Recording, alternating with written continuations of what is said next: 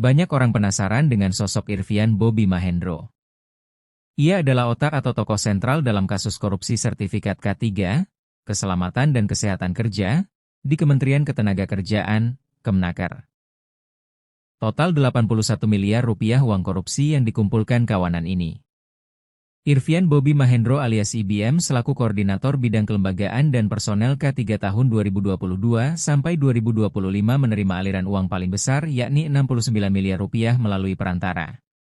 Uang itu digunakan oleh Irvian untuk belanja, hiburan, down payment, DP, rumah, setoran tunai kepada Koordinator Bidang Pengujian dan Evaluasi Kompetensi Keselamatan Kerja yakni Gary Aditya Herwanto atau GAH. Setoran untuk Heri Sutanto alias HS selaku Direktur Bina Kelembagaan tahun 2021 sampai dengan Februari 2025, dan setoran untuk pihak lainnya. Irvian Bobby Mahendro adalah seorang aparatur sipil negara, ASN, di Kementerian Ketenagakerjaan, Kemenaker. Ia menjabat sebagai Koordinator Bidang Kelembagaan dan Personil K3 tahun 2022-2025. Irvian memiliki latar belakang pendidikan S1 Teknik Mesin dan S2 Manajemen. Irvian sebelumnya menjabat sebagai Kepala Seksi Pengawasan Norma Kelembagaan dan Keahlian K3. Irvian terakhir melaporkan LHKPN pada 2022, saat masih menjabat sebagai pejabat pembuat komitmen di Ditjen Binwasnaker dan K3 Kemenaker. Total hartanya tercatat 3,9 miliar rupiah, terdiri dari tanah dan bangunan 1,2 miliar rupiah, kendaraan 335 juta rupiah, harta bergerak 75 juta rupiah, serta kas 2,2 miliar rupiah. Berikut adalah contoh nilai berakhlak pada kasus tersebut. Yang pertama berorientasi pelayanan. Sebagai pejabat yang bertugas di bidang K3, seharusnya pelayanan kepada pekerja dan perusahaan dilakukan secara adil, transparan. Namun skema pemerasan menunjukkan bahwa proses sertifikasi K3 dipersulit atau dikenakan biaya ilegal jauh di atas yang seharusnya. Selanjutnya nilai akuntabel contoh pelanggarannya, tidak adanya laporan yang sesuai antara harta yang dilaporkan dan indikasi aliran dana besar 69 miliar rupiah menunjukkan kurang akuntabilitas. Sistem pelaporan harta tidak mencerminkan kenyataan. Selanjutnya nilai kompeten, contoh pelanggarannya yaitu kompetensi bukan hanya soal kemampuan teknis, tetapi juga integritas dan moral dalam tugas.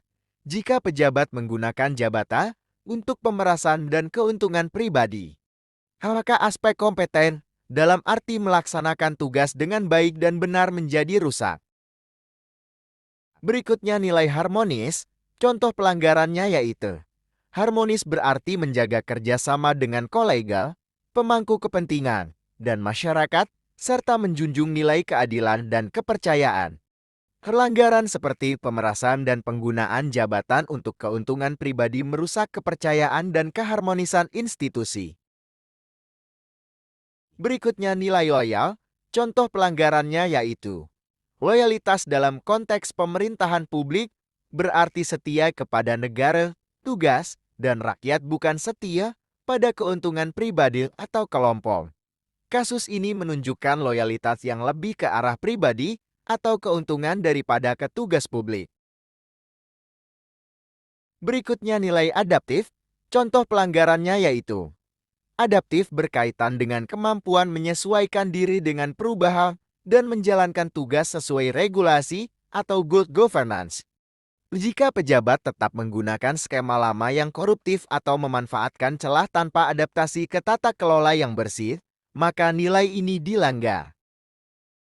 Yang terakhir nilai kolaboratif, contoh pelanggarannya yaitu kolaborasi berarti bekerja bersama secara transparan antara instansi, pemangku kepentingan, dan publik.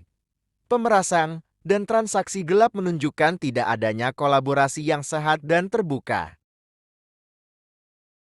Kasus pemerasan K3 Kemenaker berdampak pada peningkatan risiko kecelakaan kerja, penurunan minat investasi, yang berpotensi meningkatkan biaya produk dan menurunkan daya saing.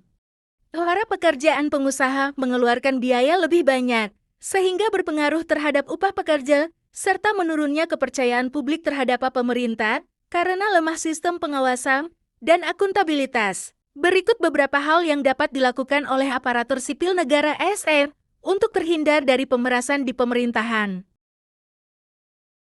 1. Mengenal dan memahami peraturan Bintan.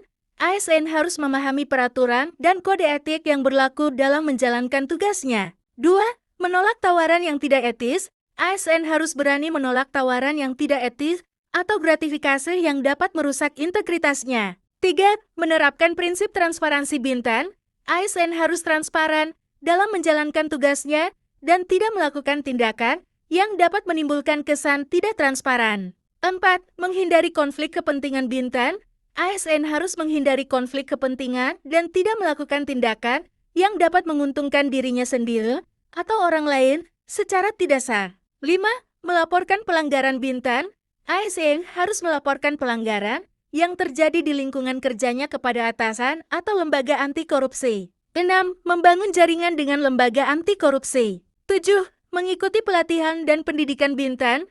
ASN harus mengikuti pelatihan dan pendidikan yang terkait dengan integritas dan anti korupsi untuk meningkatkan kemampuan dan kesadarannya. 8. Bintan menggunakan media sosial dengan bijak Bintan.